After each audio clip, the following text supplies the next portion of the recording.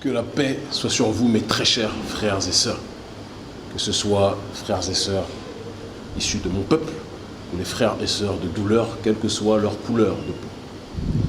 C'est avec un grand bonheur et une grande affection qu'on vous retrouve.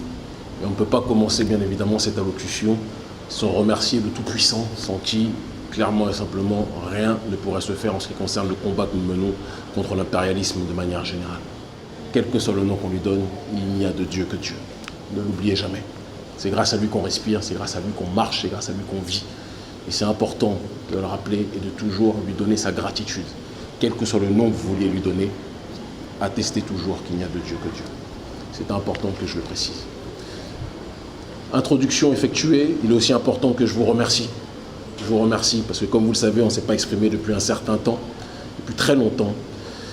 Et la dernière fois que vous m'avez entendu, c'était suite à l'expulsion, à l'agression qu'on avait subie des policiers, à l'arrestation, puis donc à l'expulsion du Sénégal. Je confonds avec la Côte d'Ivoire qui a été une autre expulsion. Et il est évident que si nous menons ce combat, c'est parce que d'abord il y a Dieu Tout-Puissant, et c'est parce qu'ensuite il y a l'amour, il y a la fraternité, il y a la gratitude et la foi en notre combat de tellement de gens. Partout dans les rues où nous allons, partout dans les aéroports, partout où nous allons. Les gens lèvent le poing. Des frères et sœurs, des papas, des mamans, des jeunes, des vieux, des gens de tout genre, des gens de toute classe sociale, des gens de toute teinte, nous donnent la force.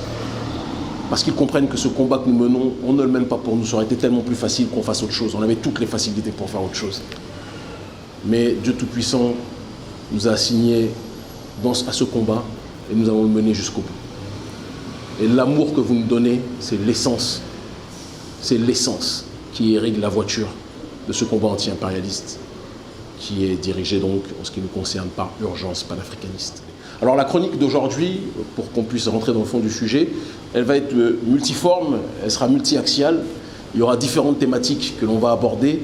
La première thématique, mais de manière générale, je vous le dis, on va parler notamment donc des maladies. Je pense qu'en ce moment, c'est important de parler des maladies, je pense. La première maladie dont on va parler, qui est une maladie tendance en réalité, c'est le coronavirus. D'accord ? On va explorer cette thématique sous un angle un petit peu politique et social, et géopolitique aussi, c'est important de le faire. Après cela, si vous le permettez, on va parler d'une autre maladie, Alassane Ouattara, maladie politique réelle pour le continent africain. D'accord ? Je pense que là aussi, on doit être capable d'analyser ce qui se passe par rapport à sa prétendue dernière déclaration qui vise à faire croire donc qu'il se retire de la politique. Et certains veulent nous le présenter comme un Mandela. Lui, c'est plutôt un Mandelache, et pas un Mandela. Et on pourrait rentrer dans les détails de ça, mais on le fera tout à l'heure.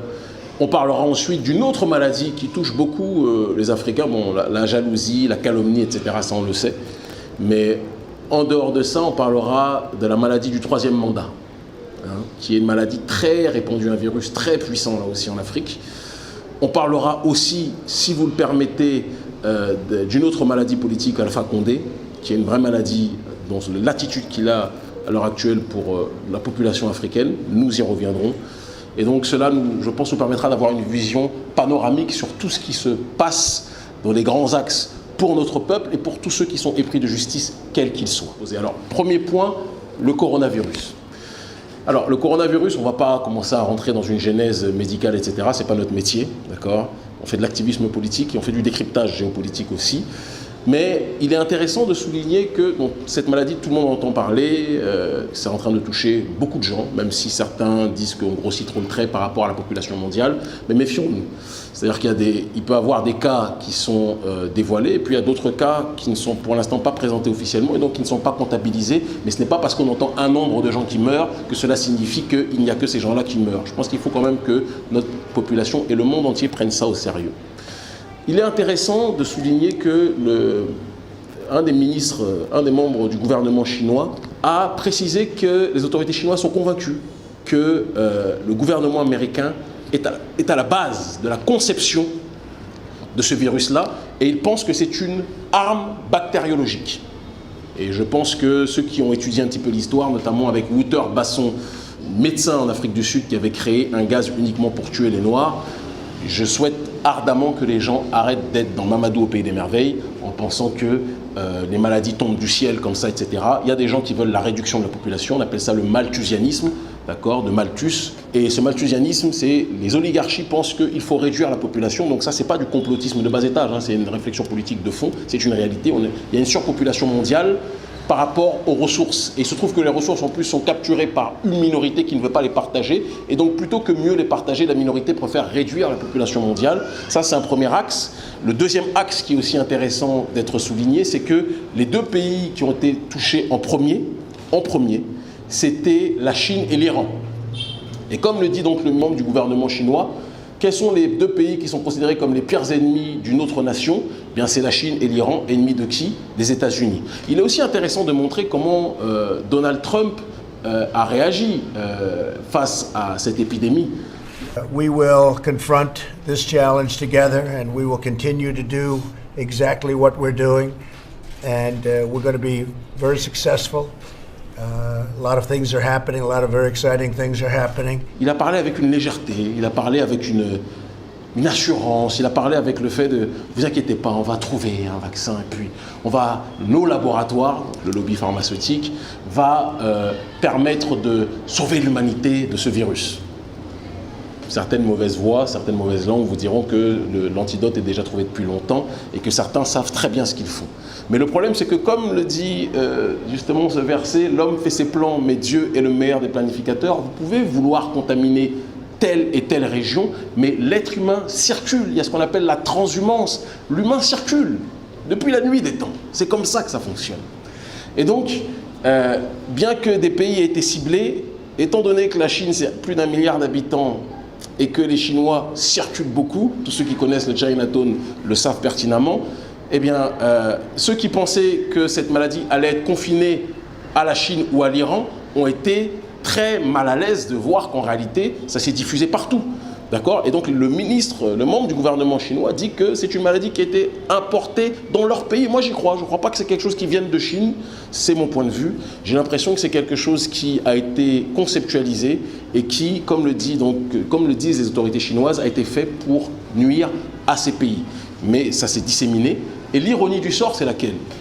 C'est qu'aujourd'hui, je ne sais pas si vous vous souvenez d'ailleurs comment certains médias français riaient et se moquaient des Chinois lorsqu'on parlait du coronavirus, ils appelaient le coronavirus le péril jaune.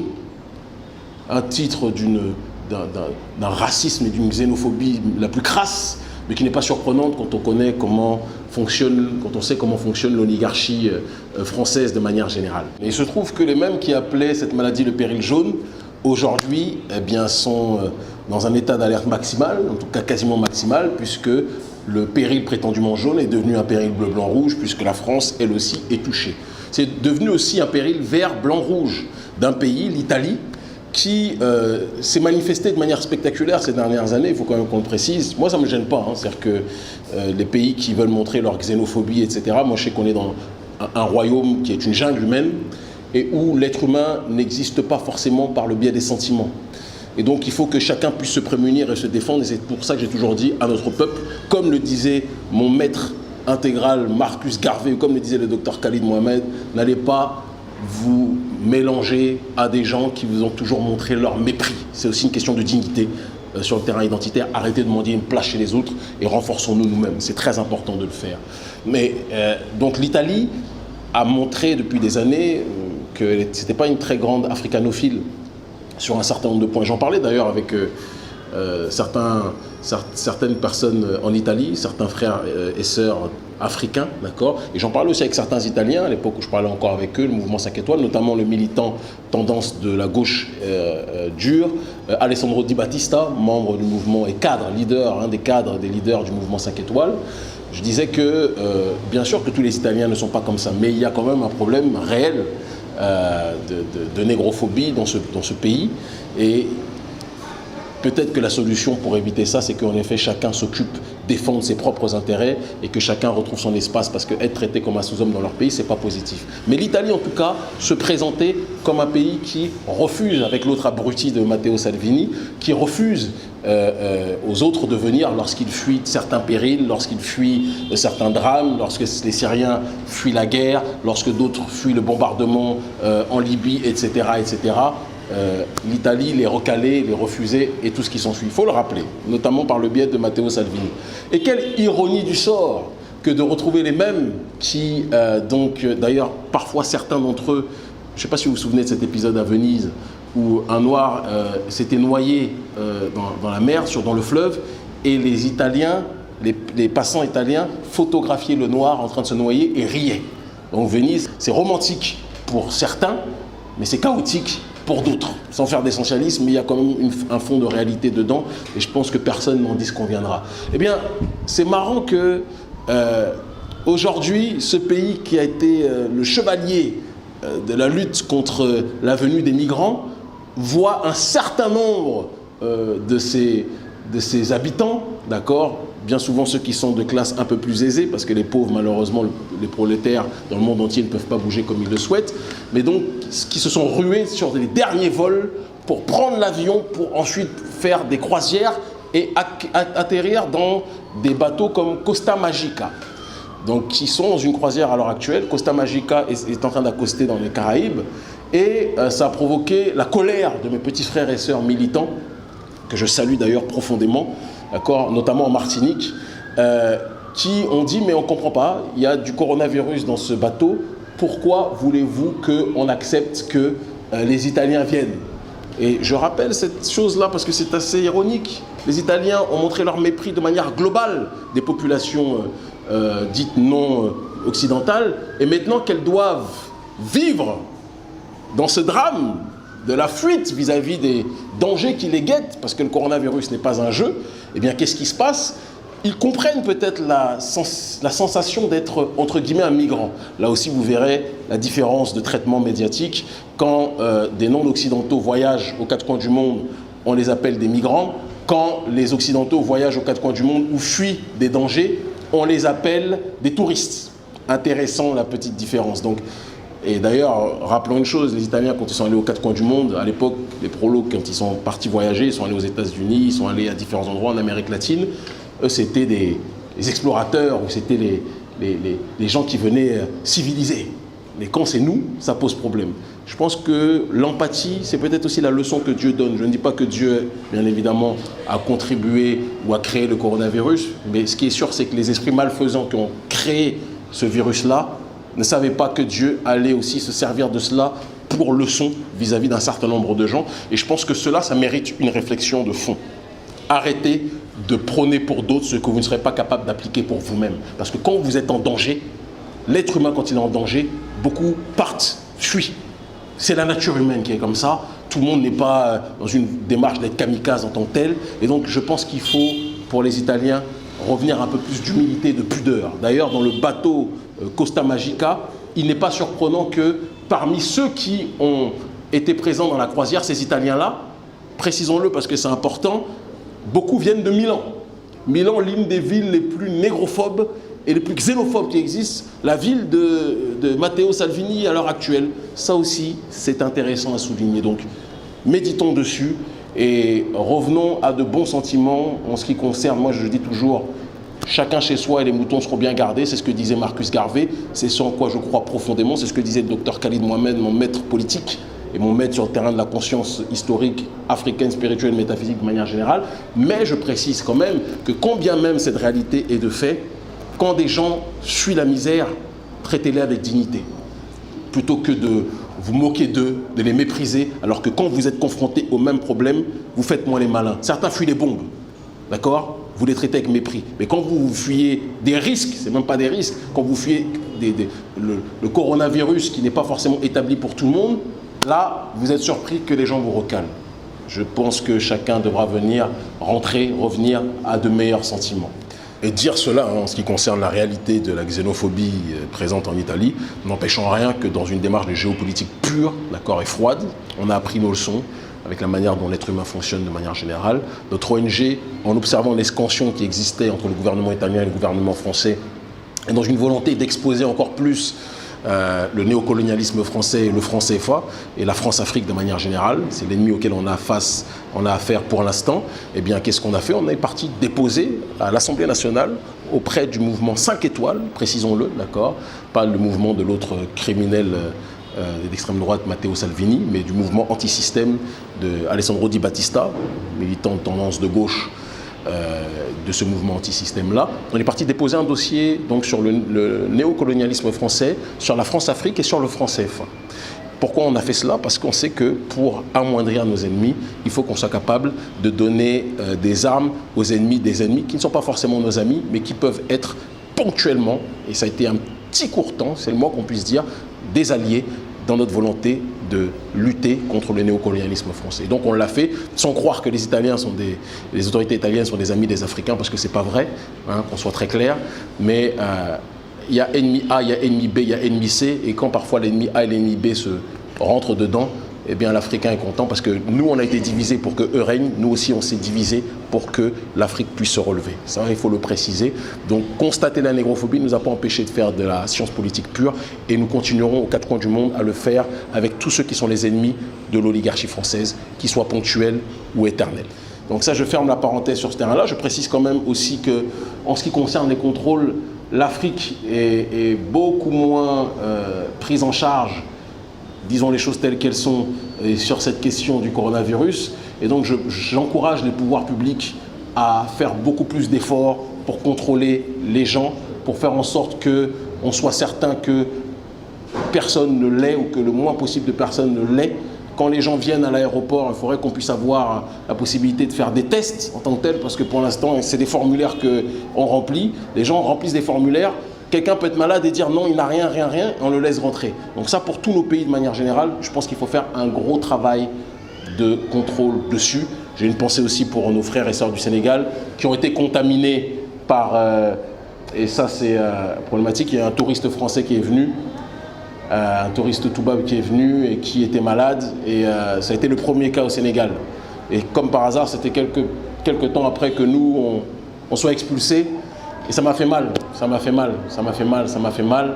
Et j'espère que tout va bien se passer, en tout cas pour le Sénégal, parce que malgré la bêtise et la stupidité crasse de ses dirigeants, ça reste un pays que j'aime énormément. Passons maintenant à une autre étape en ce qui concerne les maladies qui touchent le monde, et en tout cas qui touchent l'Afrique, la Ouattari. Alors, comme vous le savez, Alassane Dramane Ouattara, l'une des plus grandes maladies politiques que l'Afrique francophone ait connue, Alassane Dramane Ouattara a annoncé qu'il ne se présentait plus aux élections. Alors c'est quelque chose qui m'a fait sourire, c'est qu'on a vu un certain nombre de frères et sœurs crier victoire en disant c'est bon, il arrête. En fait, on vit dans des états tellement malades que quand quelqu'un déclare qu'il ne se présente pas plus de 2 fois, on voit ça comme un miracle. Mais non, c'est quelque chose de normal. Et j'ai envie de vous dire que ça ne trompe personne. Ouattara a fait un dribble à la Ronaldinho. Il part à droite alors qu'en réalité il va à gauche. Une pensée pour lui d'ailleurs, parce que je crois qu'il est en prison à l'heure actuelle au Paraguay. D'accord, le frère Ronaldinho. Ouattara a fait croire qu'il ne se présentait plus, alors qu'en réalité, dans la démarche qui est la sienne, qu'est-ce qu'il a fait? Il a été dans cette optique de mobiliser ses troupes pour que la Ouattari puisse plus que jamais gagner les prochaines élections. Ouattara quitte en tant qu'individu, soi-disant, dans l'image, le pouvoir, un peu comme Kabila qui dit qu'il arrête de diriger alors que tout le monde sait que c'est lui le dirigeant de RDC aujourd'hui, qu'on soit clair, que personne ne soit naïf.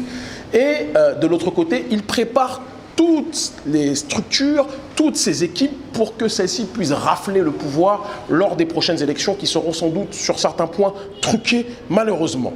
Il est d'ailleurs aussi en train de faire un tripatouillage électoral pour qu'il puisse d'une façon ou d'une autre garder son hégémonie, parce que ne nous trompons pas, Ouattara c'est le symbole en termes de maladie du néolibéralisme le plus putréfié, et je pense qu'il est important de le préciser. Ouattara c'est le symbole du tribalisme le plus maladif.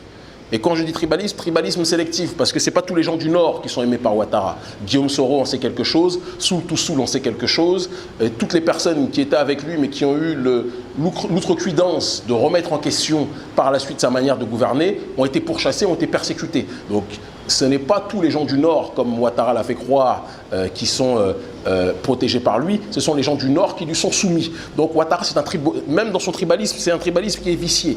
C'est une maladie, c'est un syndrome d'imbécilité dramatiquement acquise, d'accord, pour la population africaine. C'est un mal réel, c'est un mal de fond.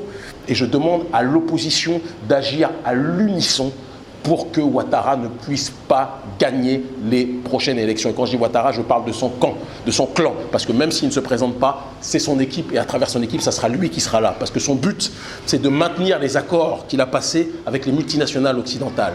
Son but, c'est de maintenir les accords qu'il a passés avec les grandes entreprises françaises. Son but, c'est de maintenir les accords qu'il a passés avec toutes les infrastructures de manière générale qui lui ont donné des bacs chiches pour s'installer en Côte d'Ivoire. Quand vous allez en Côte d'Ivoire, vous n'avez pas l'impression que vous êtes en Afrique. On se dit les choses telles qu'elles sont. Il y a plus d'entreprises occidentales et françaises en Côte d'Ivoire qu'il y en a même en France ou en Occident. Il faut que quand même les gens commencent à réfléchir sur cette réalité-là. Vous allez à Abidjan, vous n'avez pas l'impression, s'il n'y a pas la population ivoirienne, vous n'avez pas l'impression que vous êtes en Afrique. Parce que les infrastructures, tous les commerces, la plupart des grands commerces, ce sont des entreprises françaises, les entreprises occidentales. Ça fait mal. Et Ouattara ne va jamais laisser passer ce magot. Je pense qu'il faut aussi qu'on soit capable de le dire. Et donc, je demande à tous les pontes de l'opposition, certains avec lesquels je parle, je pense d'ailleurs à ma maman avec laquelle je m'entretiens de temps à autre directement au téléphone, Simone Gbagbo. Je pense à mon grand frère avec qui je m'entretiens quand j'en ai la possibilité, le professeur Mamadou Koulibaly, que j'aime énormément, qui est un politicien affûté, d'accord, et à ma grande sœur que j'aime énormément, Nathalie Yamb. Je parle aussi pour les autres, que ce soit le président, le papa Laurent Gbagbo. Je parle aussi pour mon frère qui m'a envoyé une délégation il y a quelques semaines au centre PANAF, Charles Blé Goudet. Je vous en supplie, vous tous, et j'allais oublier Guillaume Soro et son conseiller redoutable et efficace Franklin Nyamsi. Je vous en supplie, vous tous, unissez-vous. Quelles que soient les différences, faites en sorte que la Ouattari puisse être abattue politiquement lors des prochaines élections. Il en va de l'avenir de toute l'Afrique, de la zone franc, de toute l'Afrique francophone. Si on veut démanteler la France-Afrique, il faut démanteler la Ouattari. Et si la Ouattari est un virus, ne nous trompons pas, le seul antidote à ce virus, c'est le panafricanisme et c'est l'unité entre nous. S'il n'y a pas ça, on ne sera pas capable d'avancer et il faut qu'on ait donc cette dynamique de pouvoir plus que jamais s'organiser, aller au-delà des clivages pour faire front commun contre l'adversaire commun. Donc la Ouattari est une maladie, son antidote c'est notre unité, de Laurent Gbagbo à Bédié en passant par Guillaume Soro, en passant par le professeur Koulibaly, en passant par le frère Charles Blé Goudet, d'accord. Et d'ailleurs, je le salue, Charles, le frère Charles, on aura l'occasion de se croiser le moment venu. Malheureusement, l'emploi du temps ne permet pas qu'on puisse se déplacer très rapidement, mais j'ai été très touché, je le redis ici devant la caméra, par la délégation que tu nous as envoyée au centre PANAF ici à Cotonou, d'accord. Et je veux que tu saches que nous sommes frères.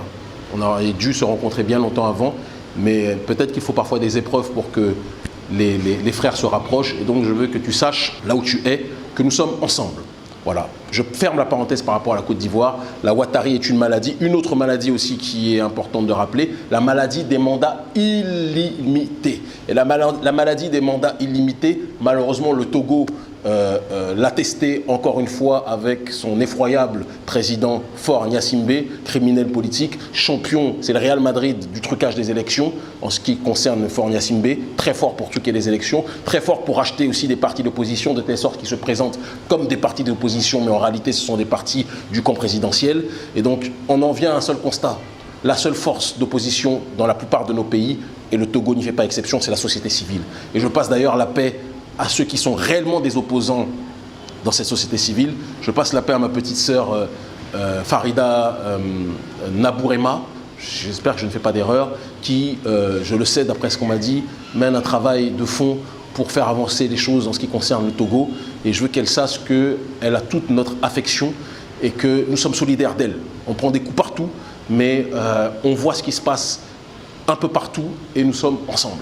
Voilà, ça c'est important de le préciser. J'ai appris qu'il y a d'autres personnes qui par contre étaient dans l'opposition et qui ont été achetées, ça me fait mal, d'accord. Mais il n'y a pas d'autre choix, hein. Il n'y a pas d'autre voie. La société civile est le seul vrai parti d'opposition. Les partis d'opposition politique aujourd'hui sont souvent des partis qui font partie du système. Et donc il faut que la société civile puisse se constituer suffisamment en force, organisée, structurée, en faisant taire les égos, pour que les voix les plus audibles puissent être les voix qui se présentent aux élections. Il n'y a pas d'autre choix, sans quoi on ne pourra pas avancer. Pour l'instant, les partis politiques des caciques d'opposition font partie du problème et pas des solutions. Et c'est ce qui entraîne que les dictateurs continuent à diriger nos pays, même si ça ne se fera pas ad vitam aeternam, nous le disons là aussi. Autre illustration de cette maladie du mandat illimité, même si les élections étaient reportées momentanément, c'est la Guinée-Conakry de M. Alpha Condé. Eh bien, Alpha Condé est tenté par le tripatouillage constitutionnel afin de pouvoir se présenter ad vitam aeternam. Et là, encore une fois, nous lui disons, Alpha, toi qui étais le champion, soi-disant, de la démocratie quand tu étais à la Fédération des étudiants d'Afrique noire, d'accord, la FEANF, il est temps d'arrêter la mascarade. Toi, l'ami de Sarkozy, toi, l'ami de Georges Soros, oui, je le dis, je ne vais pas te vouvoyer, président Alpha Condé, parce que certains nous disent, oui, il faut respecter les anciens. Nous respectons les anciens respectables. C'est la majorité en Afrique. Mais nos chefs d'État, vous êtes des anciens qui ne sont pas respectables dans l'Afrique de la zone franc ou dans l'Afrique francophone, puisque la Guinée-Conakry n'est pas dans la zone franc. Vous êtes les champions de la corruption. Vous êtes le champion de l'injustice sociale.